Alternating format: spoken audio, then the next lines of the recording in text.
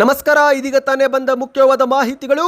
ರಾಜ್ಯದ ಎಲ್ಲ ಗೃಹಲಕ್ಷ್ಮಿಯರಿಗೆ 2,000 ರೂಪಾಯಿ ಜೊತೆಗೆ 3 ಲಕ್ಷವರೆಗೆ ಸಾಲ ಸೌಲಭ್ಯ. ಸಾಲದ ನಿರೀಕ್ಷೆಯಲ್ಲಿದ್ದವರು ವಿಡಿಯೋನ ಸ್ವಲ್ಪನೂ ಸ್ಕಿಪ್ ಮಾಡಬೇಡಿ. ಲಕ್ಷ್ಮಿ ಹೆಬ್ಬಾಳ್ಕರ್ ಅವರು ಗೃಹಲಕ್ಷ್ಮಿ ಯೋಜನೆ ಕುರಿತಂತೆ ಮತ್ತೊಂದು ಅಪ್ಡೇಟ್ ಕೊಟ್ಟಿದ್ದಾರೆ. ಮತ್ತೊಂದಡಿಯಲ್ಲಿ ಬಿಜೆಪಿಯಿಂದಲೂ ಕೂಡ ಪ್ರಣಾಳಿಕೆ ಬಿಡುಗಡೆ. ಮಹಿಳೆಯರಿಗೆ ತಿಂಗಳಿಗೆ 2,000, ವರ್ಷಕ್ಕೆ 3 ಗ್ಯಾಸ್ ಸಿಲಿಂಡರ್ ಫ್ರೀ ಎಂಬ ಘೋಷಣೆ. ಏನಿದು ಮಾಹಿತಿ ಎಲ್ಲ ಸುದ್ದಿ ನೋಡೋಣ. ಮತ್ತೊಂದೆಡೆಯಲ್ಲಿ ಕರ್ನಾಟಕದಲ್ಲಿ ಸಿದ್ದರಾಮಯ್ಯ ಹೆಸರಿನ ಸೇತುವೆ ಉದ್ಘಾಟನೆ. ಇದೇ ಮಧ್ಯೆ ಗ್ಯಾರಂಟಿ ಯೋಜನೆಗಳು ಕೂಡ ಒಂದು ರೀತಿಯ ಅಭಿವೃದ್ಧಿನೇ ಎಂದು ಸಿಎಂ ಸಿದ್ದರಾಮಯ್ಯನವರ ಭಾಷಣ. ಎಲ್ಲ ಮಾಹಿತಿಗಳು ಬಂದಿವೆ. ಮತ್ತೊಂದೆಡೆಯಲ್ಲಿ ಸರ್ಕಾರಿ ನೌಕರರೇ ವರ್ಗಾವಣೆಗೆ ಸಿದ್ಧರಾಗಿ. ರಾಜ್ಯ ಕಾಂಗ್ರೆಸ್ ಸರ್ಕಾರದಿಂದ ಮಾರ್ಗಸೂಚಿ ಬಿಡುಗಡೆ. ನೀವು ಕೂಡ ನಿಮ್ಮ ಇಷ್ಟದ ಊರಿಗೆ ವರ್ಗಾವಣೆ ಮಾಡಲು ಇಚ್ಛಿಸುತ್ತಿದ್ರೆ ಈ ಮಾಹಿತಿ ಸ್ವಲ್ಪನೂ ಸ್ಕಿಪ್ ಮಾಡಬೇಡಿ. ವಿಡಿಯೋನ ಶುರು ಮಾಡೋಣ. ಅದಕ್ಕಿಂತ ಮೊದಲು ಸುದ್ದಿ 9 ಯೂಟ್ಯೂಬ್ ಚಾನಲ್ಗೆ ಮೊದಲು ಬಾರಿ ಭೇಟಿ ಕೊಡ್ತಿದ್ರೆ ದಯವಿಟ್ಟು ಸಬ್ಸ್ಕ್ರೈಬ್ ಬಟನ್ ಕ್ಲಿಕ್ ಮಾಡಿ, ಪಕ್ಕದಲ್ಲಿ ಕಾಣಿಸೋ ಗಂಟೆ ಕೂಡ ಒತ್ತಿ. ಇದರಿಂದ ರಾಜ್ಯದ ಮಾಹಿತಿಗಳು ನಿಮಗೆ ಸಿಗುತ್ತವೆ. ವಿಡಿಯೋಗೆ ಲೈಕ್ ಮಾಡ್ತಾ ವಿಡಿಯೋನ ಪೂರ್ತಿಯಾಗಿ ನೋಡಿ. ಬನ್ನಿ ಸ್ನೇಹಿತರೆ, ಎಲ್ಲ ಮಾಹಿತಿಗಳನ್ನು ಡೀಟೇಲ್ ಆಗಿ ನೋಡೋಣ.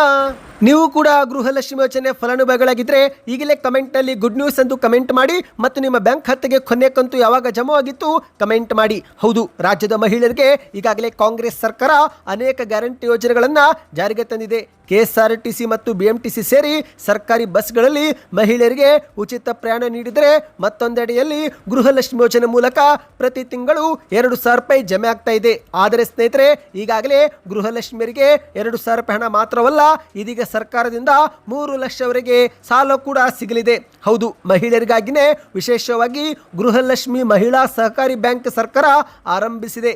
ಈ ಮೂಲಕ ನೀವು ಇತರೆ ಖಾಸಗಿ ಸಾಲದ ಬಡ್ಡಿ ಕಾಟದಿಂದ ಮುಕ್ತಿ ಪಡೆದುಕೊಂಡು ಇಲ್ಲಿ ನೀವು ಸಾಲ ಸುಲಭವಾಗಿ ಪಡೆದುಕೊಳ್ಳಬಹುದು. ಹೌದು ಸ್ನೇಹಿತರೆ, ಇತರೆ ಬ್ಯಾಂಕು ಮತ್ತು ಖಾಸಗಿ ಸಂಸ್ಥೆಗಳಿಗೆ ಹೋಲಿಸಿದರೆ ನಿಮಗೆ ಇಲ್ಲಿ ಅತಿ ಕಡಿಮೆ ಬಡ್ಡಿ ದರದಲ್ಲಿ 3 ಲಕ್ಷವರೆಗೆ ಸಾಲ ಕೊಡಲಾಗುತ್ತೆ.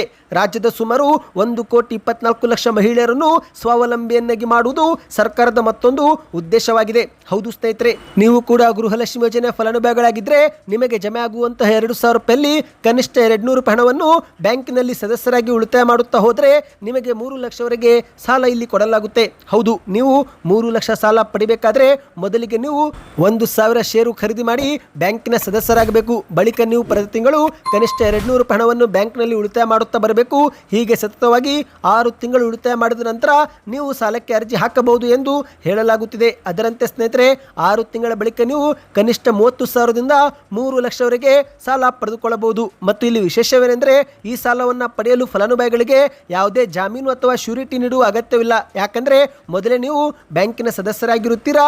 ಹಾಗಾಗಿ ಯಾವುದೇ ಶ್ಯೂರಿಟಿ ಇಲ್ಲದೆ ನೀವು 3 ಲಕ್ಷವರೆಗೆ ಸಾಲ ಪಡೆದುಕೊಳ್ಳಬಹುದು. ಇನ್ನು ಈ ಒಂದು ಸಾಲವನ್ನು ನೀವು ಗೃಹಲಕ್ಷ್ಮಿ ಮಹಿಳಾ ಸಹಕಾರಿ ಬ್ಯಾಂಕ್ನಲ್ಲಿ ಮಾತ್ರ ಪಡೆದುಕೊಳ್ಳುವ ಅವಕಾಶವಿರುತ್ತೆ. ಇತರೆ ಬ್ಯಾಂಕುಗಳಲ್ಲಿ ನಿಮಗೆ ಈ ಒಂದು ಸೌಲಭ್ಯ ಸಿಗೋದಿಲ್ಲ. ಕೇವಲ ಗೃಹಲಕ್ಷ್ಮಿ ಮಹಿಳಾ ಸಹಕಾರಿ ಬ್ಯಾಂಕ್ನಲ್ಲಿ ಮಾತ್ರ ಲಭ್ಯವಿದೆ. ಸ್ನೇಹಿತರೆ, ನಿಮ್ಮ ಊರಿನಲ್ಲಿ ಮೊದಲು ಈ ಬ್ಯಾಂಕು ಚಾಲನೆ ಕೊಟ್ಟಿದ್ದಾರಾ ಅದನ್ನು ನೀವು ಚೆಕ್ ಮಾಡಿಕೊಳ್ಳಿ, ನಂತರವೇ ಸದಸ್ಯತ್ವ ಮಾಡಿಕೊಳ್ಳಿ. ಇನ್ನು ಗೃಹಲಕ್ಷ್ಮಿ ಯೋಜನೆ ಕುರಿತಂತೆ ಸಚಿವ ಲಕ್ಷ್ಮಿ ಹೆಬ್ಬಾಳ್ಕರ್ ಅವರು ಚಿಕ್ಕೋಡಿಯಲ್ಲಿ ಮಾಹಿತಿ ಕೊಟ್ಟಿದ್ದಾರೆ. ಹೌದು, ಪ್ರತಿ ತಿಂಗಳು ಗೃಹಲಕ್ಷ್ಮಿ ಯೋಜನೆ ಹಣ ಅಡೆತಡೆಯಿಲ್ಲದೆ ಜಮೆ ಮಾಡುತ್ತಿದ್ದೇವೆ. ಬಾಕಿ ಕಂತುಗಳನ್ನು ಕೂಡ ಶೀಘ್ರವೇ ಜಮೆ ಮಾಡುವುದಾಗಿ ಲಕ್ಷ್ಮಿ ಹೆಬ್ಬಾಳ್ಕರ್ ಅವರು ಹೇಳಿಕೆ ಕೊಟ್ಟಿದ್ದಾರೆ. ಹೌದು ಸ್ನೇಹಿತರೆ, ಇಲ್ಲಿವರೆಗೆ ಹರ ಮಹಿಳಾ ಬ್ಯಾಂಕ್ ಖಾತೆಗಳಿಗೆ 29 ಕಂತು ಜಮೆ ಮಾಡುವ ಮೂಲಕ ಒಟ್ಟು 58,000 ರೂಪಾಯಿ ಕಾಂಗ್ರೆಸ್ ಸರ್ಕಾರ ನೀಡಿದೆ. ನಿಮ್ಮ ಬ್ಯಾಂಕ್ ಖಾತೆಗೂ 58,000 ರೂಪಾಯಿ ಇಲ್ಲಿವರೆಗೆ ಜಮವಾಗಿದೆಯಾ? ನಿಮ್ಮ ಅನಿಸಿಕೆಗಳನ್ನು ಕಮೆಂಟ್ ಮಾಡಿ ತಿಳಿಸಿ. ಬನ್ನಿ ಇದೀಗ ಎರಡನೇ ಮಾಹಿತಿಗೆ ಹೋಗೋಣ. ಕಾಂಗ್ರೆಸ್ ಮಾದರಿಯಲ್ಲಿ ಬಿಜೆಪಿಯಿಂದಲೂ ಕೂಡ ಗ್ಯಾರಂಟಿಗಳನ್ನು ಘೋಷಣೆ ಮಾಡಲಾಗ್ತಾ ಇದೆ. ಹೌದು ಸ್ನೇಹಿತರೆ, ಇತ್ತೀಚೆಗಷ್ಟೇ ಪಶ್ಚಿಮ ಬಂಗಾಳದಲ್ಲಿ ಅಧಿಕಾರಕ್ಕೆ ಬಂದರೆ ಮಹಿಳೆಯರಿಗೆ 3,000 ರೂಪಾಯಿ ಜೊತೆಗೆ ನಿರುದ್ಯೋಗಿ ಯುವಕರಿಗೂ ಕೂಡ 3,000 ರೂಪಾಯಿ ಭತ್ಯೆ ಕೊಡುವ ಬಗ್ಗೆ ಅಮಿತ್ ಶಾ ಅವರು ಪಶ್ಚಿಮ ಬಂಗಾಳ ರಾಜ್ಯದಲ್ಲಿ ವಿಧಾನಸಭಾ ಚುನಾವಣೆ ಮುನ್ನ ಪ್ರಣಾಳಿಕೆ ಬಿಡುಗಡೆ ಮಾಡಿದ್ರು.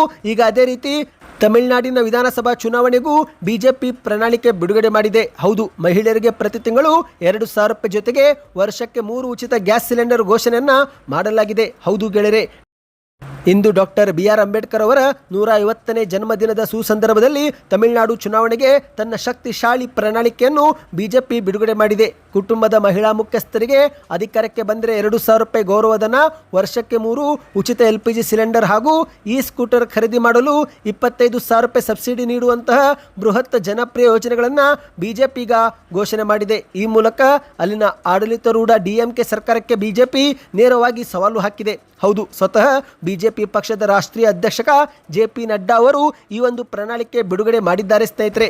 ಹೌದು, ಅಧಿಕಾರಕ್ಕೆ ಬರುತ್ತಿದ್ದಂತೆ ತಮಿಳುನಾಡಿನಲ್ಲಿ ಮಹಿಳೆಯರಿಗೆ ಪ್ರತಿ ತಿಂಗಳು 2,000 ರೂಪಾಯಿ ಗೌರವಧನ ನೀಡುವುದು, ಪ್ರತಿ ವರ್ಷ ಪ್ರತಿ ಕುಟುಂಬಗಳಿಗೆ 3 LPG ಸಿಲಿಂಡರ್ ಉಚಿತವಾಗಿ ನೀಡುವುದು ಮತ್ತು ಸ್ನೇಹಿತರೆ ಒಂದು ಬಾರಿ ಕುಟುಂಬಕ್ಕೆ 10,000 ರೂಪಾಯಿ ಪಾವತಿ ಮಾಡುವ ಭರವಸೆಯೂ ಕೂಡ ಕೊಡಲಾಗಿದೆ.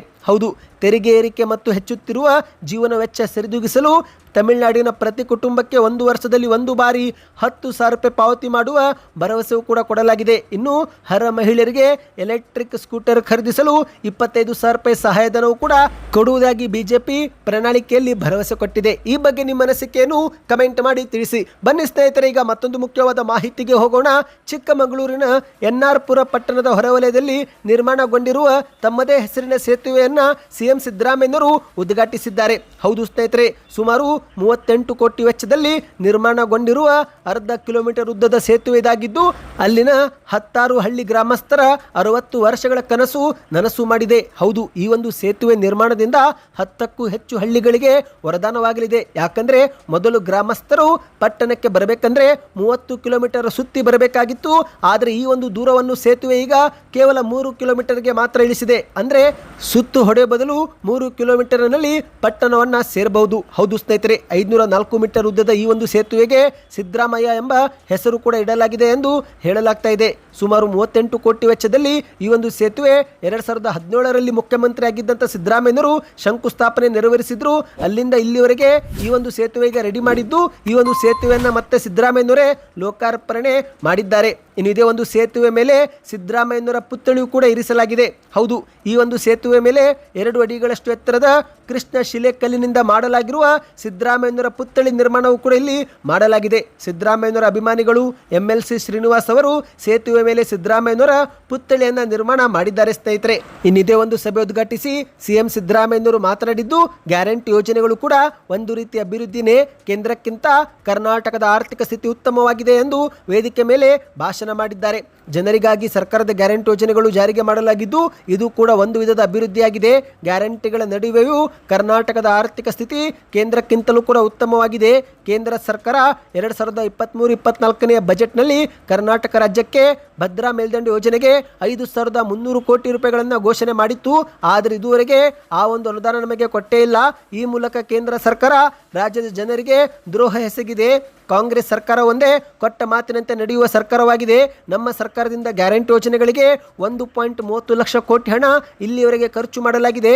ರಾಜ್ಯದ ಗ್ಯಾರಂಟಿಗಳನ್ನು ಟೀಕೆ ಮಾಡುವ ಬಿಜೆಪಿಯವರು ಇತರೆ ರಾಜ್ಯಗಳಲ್ಲಿ ಚುನಾವಣೆ ಸಮಯದಲ್ಲಿ ನಮ್ಮದೇ ಗ್ಯಾರಂಟಿ ನಕಲು ಮಾಡಿ ಘೋಷಣೆ ಮಾಡ್ತಿದ್ದಾರೆ.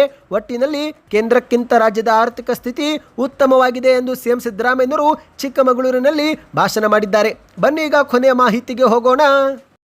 ನೀವು ಕೂಡ ರಾಜ್ಯ ಸರ್ಕಾರಿ ನೌಕರರಾಗಿದ್ದರೆ ಯಾವ ಹುದ್ದೆಯಲ್ಲಿ ಇದ್ದೀರಾ ಎಂಬುದನ್ನು ನೀವು ನಮಗೆ ಕಮೆಂಟ್ ಮಾಡಿ. ಇದರಿಂದ ಒಂದು ಉತ್ತಮ ಫೀಡ್ಬ್ಯಾಕ್ ಸಿಗುತ್ತೆ. ಇದೀಗ ಸರ್ಕಾರಿ ನೌಕರರಿಗೆ ವರ್ಗಾವಣೆ ಕುರಿತಂತೆ ಸರ್ಕಾರ ಮಾರ್ಗಸೂಚಿ ಬಿಡುಗಡೆ ಮಾಡಿದೆ. ಹೌದು, ರಾಜ್ಯದ ಸರ್ಕಾರಿ ನೌಕರರು ಈಗ ವರ್ಗಾವಣೆಗೆ ಸಿದ್ಧರಾಗಬೇಕು. ಏಕೆಂದರೆ ಕಳೆದ ವರ್ಷದಂತೆ ಈ ಒಂದು ವರ್ಷವೂ ಕೂಡ ಸರ್ಕಾರಿ ನೌಕರರ ಸಾರ್ವತ್ರಿಕ ವರ್ಗಾವಣೆಗೆ ಮಾರ್ಗಸೂಚಿ ಬಿಡುಗಡೆ ಮಾಡಲಾಗಿದೆ. ಹೌದು, ಸರ್ಕಾರದ ಮಾರ್ಗಸೂಚಿ ಪ್ರಕಾರ ಇದೇ ಏಪ್ರಿಲ್ 13ರಿಂದಲೇ ವರ್ಗಾವಣೆ ನಿಯಮ ಜಾರಿಗೆ ಬರಲಿದೆ. ಸಾಮಾನ್ಯವಾಗಿ ತಂದೆ ತಾಯಿ ಮತ್ತಿತರ ಮನೆಯವರ ಹಿರಿಯರ ಅನಾರೋಗ್ಯ ಸಮಸ್ಯೆ ಇದ್ದರೆ, ಮಕ್ಕಳ ವಿದ್ಯಾಭ್ಯಾಸ ಅಥವಾ ಉದ್ಯೋಗದ ಹಿನ್ನೆಲೆಯಲ್ಲಿ ಸರ್ಕಾರಿ ನೌಕರರು ವರ್ಗಾವಣೆ ಆಗುವುದನ್ನು ಇಷ್ಟಪಡ್ತಾರೆ. ಇದೆಲ್ಲಕ್ಕೂ ಅನುಕೂಲವಾಗಲಿ ಎನ್ನುವ ಹಿನ್ನೆಲೆಯಲ್ಲಿ ಸರ್ಕಾರ ಶೈಕ್ಷಣಿಕ ವರ್ಷ ಆರಂಭದಲ್ಲಿನೇ ವರ್ಗಾವಣೆ ಪ್ರಕ್ರಿಯೆ ಶುರು ಮಾಡುತ್ತೆ.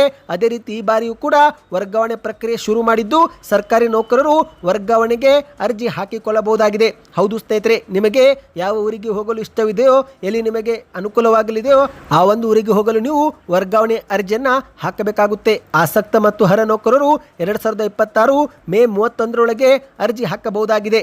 ಮತ್ತು ಸ್ನೇಹಿತರೆ, ಆಡಳಿತಾತ್ಮಕ ದಕ್ಷತೆ ಮತ್ತು ನೌಕರರ ಹಿತಾಸಕ್ತಿ ಗಮನದಲ್ಲಿಟ್ಟುಕೊಂಡು ವರ್ಗಾವಣೆ ನಿಯಮಾವಳಿಗಳನ್ನು ರೂಪಿಸಲಾಗಿದೆ. ಈ ಬಾರಿಯ ವರ್ಗಾವಣೆ ಪ್ರಕ್ರಿಯೆಯಲ್ಲಿ ಸಂಪೂರ್ಣ ಪಾರದರ್ಶಕತೆ ಕಾಯ್ದುಕೊಳ್ಳಲು ಸರ್ಕಾರ ಇಲ್ಲಿ ನಿರ್ಧರಿಸಿದೆ. ಅರ್ಜಿ ಸಲ್ಲಿಸುವ ಪ್ರತಿಯೊಬ್ಬ ನೌಕರರು ತಮ್ಮ ಎಲ್ಲ ಸೇವಾ ದಾಖಲೆಗಳನ್ನು ಕಡ್ಡಾಯವಾಗಿ ಇಲಾಖೆಗೆ ನಿಖರವಾಗಿ ನೀಡಬೇಕು. ವೈಯಕ್ತಿಕ ಬೇಡಿಕೆ ಮಾತ್ರವಲ್ಲದೆ ಇಲಾಖೆಯ ಆಡಳಿತಾತ್ಮಕ ಅಗತ್ಯಗಳನ್ನು ಕೂಡ ಪರಿಗಣಿಸಿ ವರ್ಗಾವಣೆ ಆದೇಶ ಹೊರಡಿಸಲಾಗುತ್ತೆ. ವರ್ಗಾವಣೆ ನಿಯಮದಲ್ಲಿ ವಿಶೇಷ ಚೇತನ ನೌಕರರಿಗೆ ವಿನಾಯಿತಿ ಸೇರಿದಂತೆ ಕೆಲವು ನಿಯಮಗಳನ್ನು ಇಲ್ಲಿ ವಿಧಿಸಲಾಗಿದೆ. ಹೌದು ಸ್ನೇಹಿತರೆ, ಮುಖ್ಯವಾಗಿ ನೌಕರರು ಗಂಭೀರ ಕಾಯಿಲೆಯಿಂದ ಬಳಲುತ್ತಿದ್ದರೆ ಮಹಿಳಾ ನೌಕರರು ಗರ್ಭವತಿಯಾಗಿದ್ದರೆ ಮತ್ತು ಮಕ್ಕಳ ಶಿಕ್ಷಣದಂತಹ ಸಮಸ್ಯೆ ಇದ್ದರೆ ಆಗ ಅಂಥವರಿಗೆ ಆದ್ಯತೆಯಲ್ಲಿ ನೀಡಲಾಗಿದೆ ಸ್ನೇಹಿತರೆ. ಈ ಬಗ್ಗೆ ಇನ್ನಷ್ಟು ಮಾಹಿತಿ ಬೇಕಂದ್ರೆ ಕಮೆಂಟ್ನಲ್ಲಿ ವರ್ಗಾವಣೆ ನ್ಯೂಸ್ ಎಂದು ಕಮೆಂಟ್ ಮಾಡಿ, ಶೀಘ್ರವೇ ವಿಡಿಯೋ ಮಾಡಿಕೊಂಡು ಬರುತ್ತೇವೆ. ಈ ಎಲ್ಲ ಸುದ್ದಿಗಳು ಇಷ್ಟವಾಗಿದ್ದರೆ ದಯವಿಟ್ಟು ಚಾನಲ್ಗೆ ಸಬ್ಸ್ಕ್ರೈಬ್ ಮಾಡಿಕೊಳ್ಳಿ.